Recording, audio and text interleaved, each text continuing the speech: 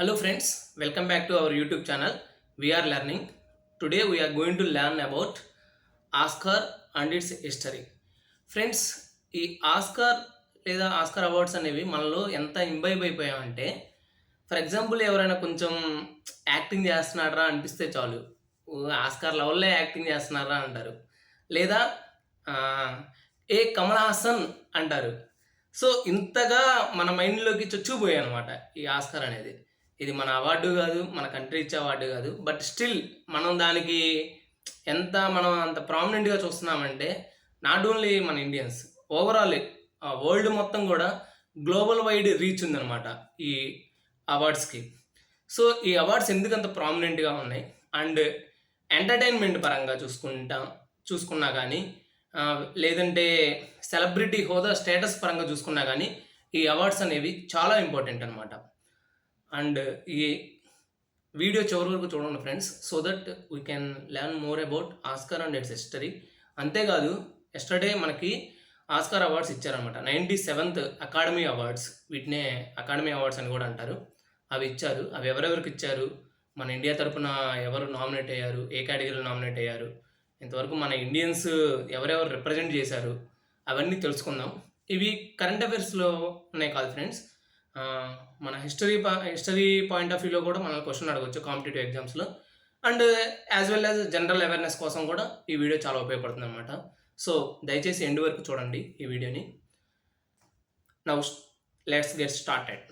First one వచ్చేసరికి friends, మనం ఎప్పుడైనా మీరు ఆస్కార్ అవార్డ్స్ని టీవీలో, టెలివిజన్లో కానీ లేకపోతే ఏదన్నా యాప్లో చూస్తే, and the award goes to అనగానే ప్రతి ఒక్కరిలో కూడా ఒక రకమైన ఎగ్జైట్మెంట్ స్టార్ట్ అవుతుంది అనమాట. అంటే ఆ నామినేట్ అయిన కేటగిరీలో ఎవరికి అవార్డు వస్తుంది అనేసి చాలా ఎగ్జైటింగ్గా ఉంటుంది. At the same time fingers crossed అనమాట. సో ఇప్పుడు సేమ్ అలానే మన ఈ వీడియోకి కూడా మీరు అలానే ఎగ్జైట్మెంట్గా ఫీల్ అవుతారు అని అనుకుంటున్నాను. సో నౌ స్టార్ట్ చేద్దాం. అసలు ఈ ఆస్కార్ అవార్డ్స్ ఏంటి, దాని హిస్టరీ ఏంటి తెలుసుకుందాం. ఫస్ట్ ఆఫ్ ఆల్, ఈ ఆస్కార్ అవార్డ్స్ని అకాడమీ అవార్డ్స్ కూడా అని కూడా అంటారు. ఇవి ఏంటంటే మెయిన్గా artistic and technical merit in film దాని గురించి ఇస్తారనమాట. ఫర్ ఎగ్జాంపుల్, ఒక పర్టికులర్ పర్సన్కి అవార్డు వచ్చిందంటే అతనికి ఒక స్టేటస్ లాగా, సెలబ్రిటీ లాగా చూస్తారనమాట. ఎందుకంటే తను ఎంతో బాగా పర్ఫామ్ చేస్తే కానీ, లేకపోతే టెక్నికల్ పరంగా అతను వర్క్ చేస్తేనే ఈ అవార్డు వస్తుందన్నమాట. And these awards are presented annually by the academy of motion picture arts and sciences. దాన్నే యాంపాస్ అని కూడా అంటారు.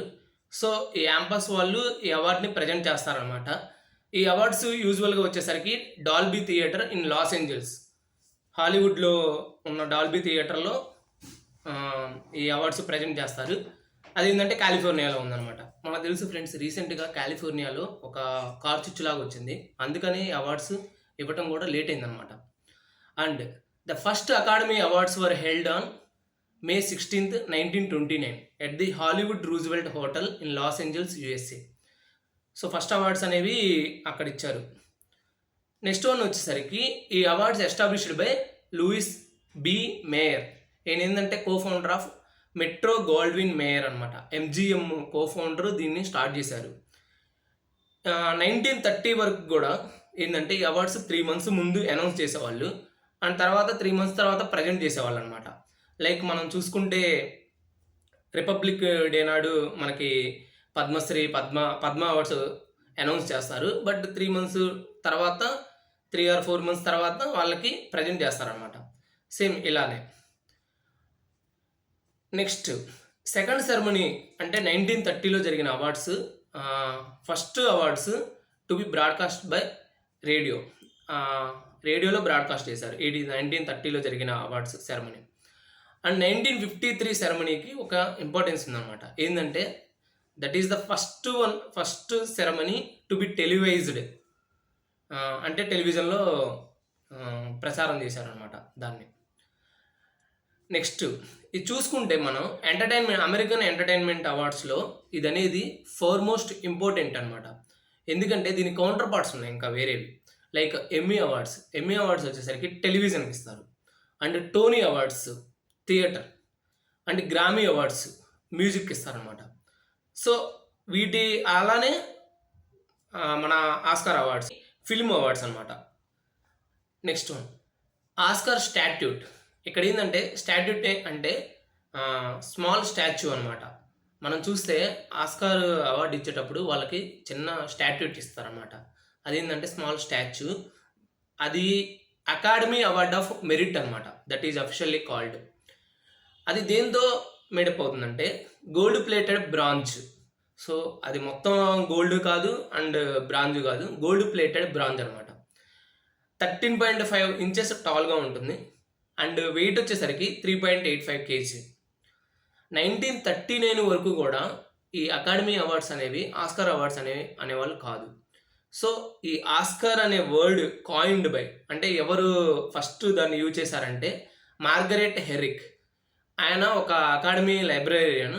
ఆయన ఏంటంటే ఈ స్మాల్ స్టాచ్యూని చూశాడు అనమాట, అంటే ఆస్కార్ అవార్డుని చూశాడు. అది అంతకుముందు ఆస్కార్ అవార్డు అనేవాళ్ళు కాదు కదా, సో అకాడమీ అవార్డు అనేవాళ్ళు. ఆయన అకాడమీ అవార్డుని చూశాడు. చూసి ఇట్స్ లైక్ వాళ్ళ అంకుల్, ఆయన పేరు ఆస్కార్ పేయర్స్ అనమాట. సో అది దాన్ని పోలినట్టు ఉంది. సో ఆయన అందుకని ఆస్కార్ అన్నాడు దాన్ని. అలా ఆస్కార్ అనే వర్డ్ అనేది ఆయన ఫస్ట్ కాయిన్ చేశారు. ఇంకా అలా అవార్డ్స్కి కూడా ఆస్కార్ అవార్డ్స్ వచ్చినాయి అనమాట. ఈ స్టాట్యూట్ ఉంది కదా, ఇది ఆ స్మాల్ సైజు స్టాచ్యూ అనేది, అది సెడ్రిక్ గిబ్బన్స్ అతను డిజైన్ చేశారు. ఆయన ఏంటంటే the academies head art director అనమాట. దాన్ని స్కల్ప్టెడ్ బై, అంటే ఎవరు చెక్కారంటే జార్జ్ స్టాన్లీ అనే పర్సన్ చెక్కారనమాట. సో అవార్డు ఇలా ఉండాలి అనేసి ఆయన ఇచ్చారనమాట. నెక్స్ట్ ఈ అవార్డ్స్ అనేవి ఎక్కడ మ్యానుఫ్యాక్చర్ అవుతాయి అంటే Polich Tallix fine art foundry in New York. So ఆ ఫౌండరీలో, న్యూయార్క్లోనే ఆ ఫౌండరీలో ఇవనేవి మ్యానుఫ్యాక్చర్ చేస్తారనమాట. ఆ స్టాచ్యూ డిపిక్షన్, అంటే స్టాట్యూట్ని డిస్క్రైబ్ చేయడానికి మనం ఏం చేస్తామంటే ఒక పర్సన్ ఉంటాడు, నైట్ స్టాండింగ్ అనే రీల్ ఆఫ్ ఫిల్మ్ కింద రీల్ ఉంటుంది, దాని మీద ఒక పర్సన్ నించొని ఉంటాడు అనమాట. ఆయన ఏంటంటే night and holding a crusaders sword, ఒక కత్తి పట్టుకొని ఉన్నట్టు ఉంటాడనమాట. మనం చెప్పుకున్నట్టు ఆ రీల్ ఉంది కదా, ఆ రీల్కి కూడా 5 స్పోక్స్ ఉంటాయి అనమాట. ఆ 5 స్పోక్స్ దేన్ని రిప్రజెంట్ చేస్తాయంటే ఫస్ట్ వన్ వచ్చేసరికి యాక్టర్స్, నెక్స్ట్ డైరెక్టర్స్, తర్వాత producers, next writers and technicians. ఈ 5 మెంబర్స్ని అవి రిప్రజెంట్ చేస్తాయి అనమాట, ఆ 5 స్పోక్స్ అనేవి. And some trivia about Oscars. ఇక్కడ ఏంటంటే మనం అసలు ఆస్కార్ గురించి కొన్ని ఫ్యాక్ట్స్ లాగా తెలుసుకుందాం అనమాట. ఈ ఆస్కార్ అవార్డ్స్ గెలుచుకున్న వాళ్ళు వాటిని అమ్మలేరు అనమాట.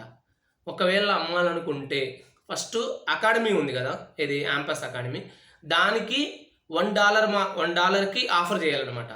అప్పుడు ఆ యాంపస్ అకాడమీ అది కొనలేకపోతే అప్పుడు మనం బయట అమ్ముకోవచ్చు అనమాట. So awardees can't sell their awards without offering them to the academy for $1. So కాబట్టి ఖచ్చితంగా అమ్మకూడదు అనే విధంగా రూల్స్ అనేవి పెట్టుకున్నారనమాట. నెక్స్ట్ కొంచెం ఒక ఇంపార్టెంట్ స్టోరీ లాగా ఉంది ఒకటి. ఏంటంటే ఈ ఆస్కార్ అవార్డ్స్ అనేవి 2000లో సెరమనీకి ముందు, అంటే ఈ ఆస్కార్ ప్రజెంట్ చేసే దానికి ముందు ఎవరో దొంగలించారనమాట. ఎందుకంటే ఇవి వచ్చే ట్రావెల్ వెహికల్ ఉంటుంది కదా, ఆ వెహికల్లో ఈ అవార్డ్స్ పెడితే అవి ఎవరో దొంగలించారనమాట. అంటే తర్వాత దొరికినాయి అనుకోండి. సో అప్పటి నుంచి ఏం చేశారంటే ఈ అవార్డ్స్ కంటే కూడా డబల్ చేయడం స్టార్ట్ చేశారు అనమాట. అంటే మ్యానుఫ్యాక్చరింగ్ అనేది డబల్ చేయడం స్టార్ట్ చేశారు. ఒకవేళ అవార్డ్స్ మిస్ అయిపోయినా కానీ నెక్స్ట్ ఎడిషనల్గా ఉంచుతారు కదా, అవనేవి కంపల్సేట్ చేస్తారన్నమాట వీటితోటి. And only 1 person has ever refused an Oscar in person. So ఒక పర్సన్ మాత్రమే దాన్ని ఆస్కార్ని రిఫ్యూజ్ చేశారు. ఆయన వచ్చేసరికి మార్లన్ బ్రాండో. ఈ పేరు అనగానే మనకు అంత తెలియపోవచ్చు, బట్ గాడ్ ఫాదర్ మూవీలో గాడ్ ఫాదర్గా చేశారు కదా, ఆ క్యారెక్టర్ చేసిన అతను మార్లన్ బ్రాండో అనమాట. ఆయన ఏంటంటే Hollywood's portrayal of native Americans, అంటే నేటివ్ అమెరికన్స్ని కరెక్ట్గా పోర్ట్రే చేయట్లేదు హాలీవుడ్ మూవీస్లో అనేసి దాన్ని రిఫ్యూజ్ చేశారనమాట. Next first in Oscar history. So Oscar హిస్టరీలో ఫస్ట్ బెస్ట్ పిక్చర్ ఎవరికి వచ్చిందంటే వింగ్స్ అనమాట. And first best actor Emil Jannings, best actress Janet Gaynor, first best director ఇద్దరికి వచ్చింది, అది Frank Borzage and Lewis Milestone. And first Indian to win an Oscar friends మనందరికీ తెలుసు Gandhi movie అనేది చాలా ఫేమస్ మూవీ అనమాట. దానికి కాస్ట్యూమ్ డిజైనర్గా చేసిన బాను అతాయియా ఆమెకి ఆమెకి ఆస్కార్ అవార్డు వచ్చింది. ఆమె first Indian to get an Oscar award అనమాట. And first non English film to win best picture. So English film జనరల్గా మనకి ఇంగ్లీష్ ఫిల్మ్స్కే ఇస్తారు ఈ ఆస్కార్ అవార్డు అనేది. అలా కాకుండా నాన్ ఇంగ్లీష్ ఫిల్మ్ వచ్చేసరికి పారాసైట్ అనమాట. ఇది చాలా హిట్ అయిన మూవీ. 2019లో సౌత్ కొరియా వాళ్ళు నిర్మించారు ఈ మూవీని. అండ్ వీలుంటే కుదిరితే వాచ్ చేయండి, చాలా బాగుంటుంది అది. And coming to Indians at the Oscars.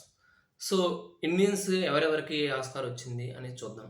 మనం ముందుగానే చెప్పుకున్నట్టు బాను అతాయియా ఆమె ఏంటంటే first Indian to win an Oscar.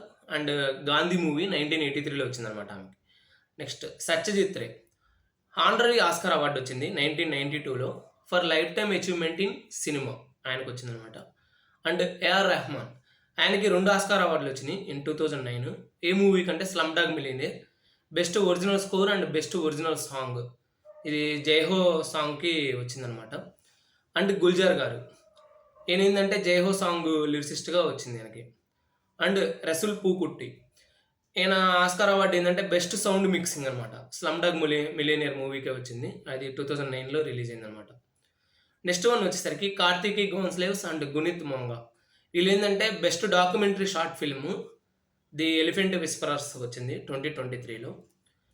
And మన తెలుగు ఫిల్మ్ని ఎలా మర్చిపోతాం, ట్రిపుల్ ఆర్ నాడు నాడు సాంగ్కి వచ్చిందనమాట. ఇది ఏంటంటే బెస్ట్ ఒరిజినల్ సాంగ్కి వచ్చింది 2023లో. And it was the first Indian song to win an Oscar. ఆ రోజు నాకు బాగా గుర్తు, చంద్రబోస్ గారు అండ్ ఎంఎం కీరవాణి గారు స్టేజ్ మీదకి ఎక్కేసి అవార్డ్స్ పట్టుకుంది. It's a pride moment for us really. And some miscellaneous important facts about Oscars. Walt Disney holds the record for most Oscars won. 22 competitive awards వచ్చినాయి వాల్ట్ డిస్నీకి. And at the same time 4 honorary awards వచ్చినాయి అన్నమాట. Next Katharine Hepburn ఈమెకి ఏంటంటే most best actress award and 4 వచ్చినాయి అనమాట. And Daniel Day Lewis ఏంటంటే holds the record for most best actor wins, ఈయనకి 3 సార్లు వచ్చింది. అండ్ మెరిల్ స్ట్రీప్ ఈమె అసలు ఆస్కార్ నామినేషన్స్కి 21 టైమ్స్ నామినేట్ అయింది. She is best actress and she won it for 3 times. And ఎక్కువ ఆస్కార్ అవార్డ్స్కి నామినేట్ అయిన ఫిల్మ్స్ ఫ్రెండ్స్ ఇవి చూసుకుంటే 3 ఫిల్మ్స్ ఉన్నాయి. ఫస్ట్ వన్ వచ్చేసరికి బెన్హర్ 1959లో. అండ్ నెక్స్ట్ వన్ వచ్చేసరికి టైటానిక్ 1997లో జేమ్స్ కామెరూన్ గారు ఇది రూపొందించారు, డైరెక్ట్ చేశారు. And the lord of the rings the return of the king 2003. ఈ లార్డ్ ఆఫ్ ద రింగ్స్ అనేది ట్రయాలజీ అనమాట. 3 ఫిల్మ్స్ ఉంటాయి. ఆ 3 ఫిల్మ్స్లో రిటర్న్ ఆఫ్ ద కింగ్ మూవీకి 11 టైమ్స్ నామినేట్ అయింది అనమాట. ఈ 3 కూడా 11 టైమ్స్ నామినేట్ అయినాయి. Next India's official entries for best international feature film. So India నుంచి ఏ మూవీస్ నామినేట్ అయినాయి. ఫస్ట్ వన్ వచ్చేసరికి మదర్ ఇండియా 1957లో ఇది నామినేట్ అయింది. And first Indian film to be nominated for Oscars. And తర్వాత Salaam Bombay, Lagaan, Court, Newton, Jallikattu and Chhello Show ఇలా చాలా మూవీస్ నామినేట్ అయినాయి. బట్ ఇంతవరకు అయితే మనం గెలుచుకోలేకపోయినాం, చూడాలి ఫ్యూచర్లో ఏమైనా గెలుస్తామేమో.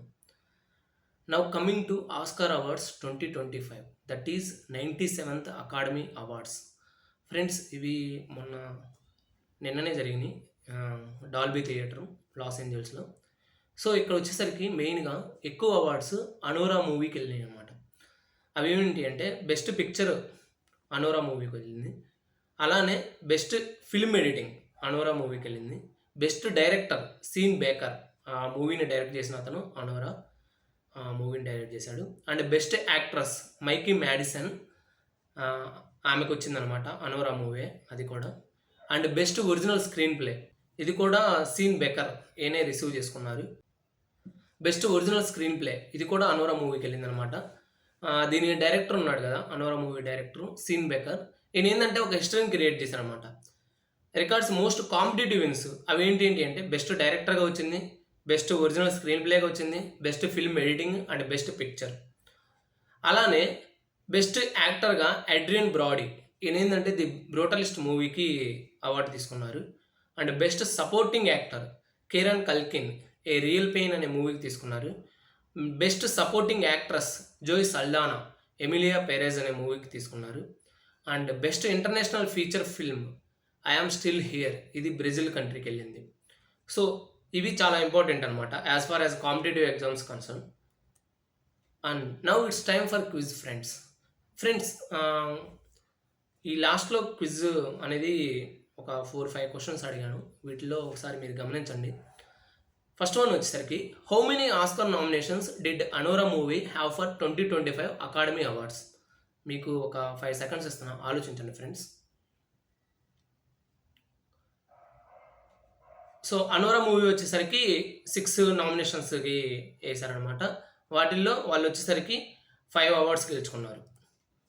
Next the 97th Oscar awards hosted by whom?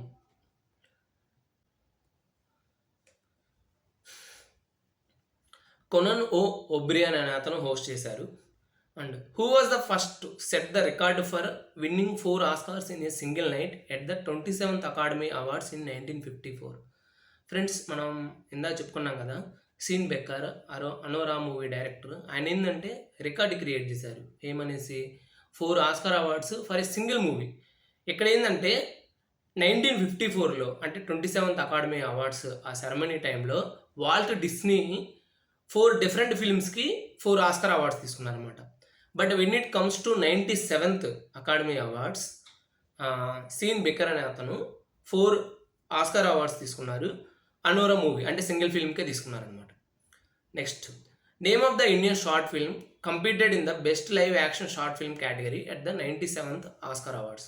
Friends మన ఇండియా నుంచి బెస్ట్ షార్ట్ ఫిల్మ్ కేటగిరీలో సెలెక్ట్ అయిన మూవీ అనూజ. బట్ అది అవార్డు అయితే గెలుచుకోలేకపోయింది. అవార్డు వచ్చిన ఫిల్మ్ వచ్చేసరికి ఐఎమ్ నాట్ ఏ రోబోట్. మీకు ఈ వీడియో నచ్చినట్లయితే మీ ఫ్రెండ్స్కి షేర్ చేయండి, లైక్ చేయండి అండ్ సబ్స్క్రైబ్ చేయండి. Thank you friends. మరొక వీడియోతో మళ్ళీ కలుసుకుందాం. బాయ్.